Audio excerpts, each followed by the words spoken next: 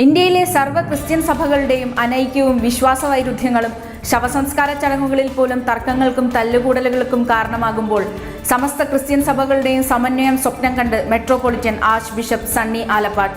നവോത്ഥാനം കൊണ്ടുവന്നത് ക്രിസ്ത്യ സഭകളാണ്.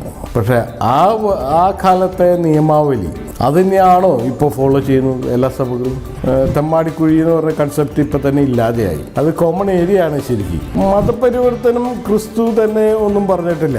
മതപരിവർത്തനം ചെയ്യുന്നതിന് ഞാൻ പ്രോത്സാഹിപ്പിക്കില്ല. മതപരിവർത്തനം അല്ല ആവശ്യം, മനസ്സിൻ്റെ ഒരു പരിവർത്തനമാണ് ആവശ്യം.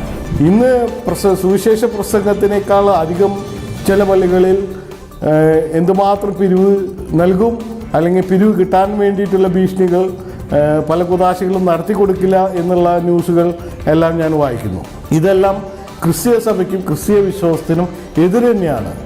സ്വാതന്ത്ര്യാനന്തര ഭാരതത്തിൽ രാഷ്ട്ര പുനർനിർമ്മാണത്തിൽ ക്രിസ്ത്യൻ സഭകളുടെ നേട്ടങ്ങളും കോട്ടങ്ങളും ecumenical Catholic church of India metropolitan archbishop Sunny Alappat മനസ്സ് തുറക്കുന്നു. മലനാട് ന്യൂസ് ടൈമിൽ കാത്തിരിക്കുക.